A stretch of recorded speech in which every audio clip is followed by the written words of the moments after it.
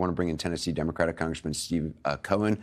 Congressman, did the president do enough to convince the American people, to convince Democrats that he should stay in the race? I think he convinced a lot of people he should stay in the race. I haven't heard anybody speak so much and so well and so knowledgeably about foreign policy since maybe, I don't know, back in the World Dean Rusk. I mean, he knows his stuff. And that's one of the main jobs of the president is foreign policy. And there's nobody could be better. And while we're seeing President Biden talk about foreign policy and all these leaders and these issues, Trump is down at Mar-a-Lago with Orban, an authoritarian, egotistical sycophant of Putin, the mirror image of Trump. And they're down there, God knows what they're plotting. But they're plotting something that's not good for America. And that should be part of the news, is what does Joe Biden know and what does Donald Trump know? Donald Trump doesn't know anything except he respects power and he respects authoritarianism. He likes Putin. He likes Orban. He likes people with power. He likes the fat boy up in North Korea. That's who he likes. And we need a president who knows foreign policy and is for America. Congressman, your Democratic colleague, Jim Himes, ranking member of the House Intelligence Committee, waited until just after the press conference and released a statement after the press conference that said President Biden should step aside. Do you think that will carry weight within among other members of Congress? I don't know that it will. I mean, we all have our own constituencies. I think the Connecticut constituency is a lot more white and a lot more liberal and a lot more elitist.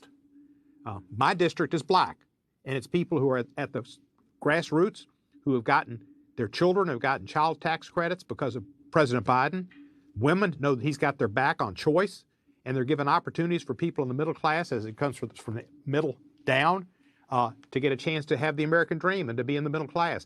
And that's the bulk of the Democratic Party, is people in the middle class who've been overlooked for years, who Trump doesn't care about at all. All he cares about is the richest, who he gave the big tax break to, and he's going to do it again.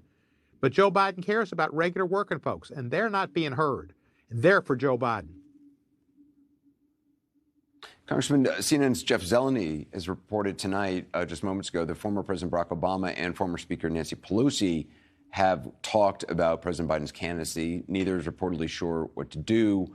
Do you think they have any influence over the president? I'm sure he respects Nancy Pelosi, and I'm sure he respects President Obama. But as you all discussed, President Obama did not choose him to be the candidate in 2016. And if he had, possibly Joe Biden would have won. I don't know. He has beaten Trump once, and nobody else has done that. I think Joe Biden's going to run. And Joe Biden knows he can win. He knows he can be president. He knows he's got a great record. And it's been said this is the finest presidency success since Johnson, and he did it in a bipartisan fashion. Everybody wants people to be bipartisan. Well, Joe Biden was bipartisan. He got enough Republicans to pass the infrastructure bill. He passed the CHIPS Act. He passed the rescue bill. He's done so many bills, the PACT Act for veterans, burn pits. He's had success even on a gun bill. It wasn't a great bill, but it was something. And he's shown he can he's a master of the legislative process. And he's liked on Capitol Hill. And he's going to run. He's going to be the nominee. He's got the votes. And we all need to get off of our fantasy games and understand we need to get behind Joe Biden. And all this dissidence is only helping Donald Trump. And he's the last person in the world you want anywhere. You know, he made a mistake. He said vice president. I'd rather Trump be vice president any day than him ever having been president. Congressman Cohen, thank you so much for your time. Appreciate it. Anderson, good to see you again. It's been a while.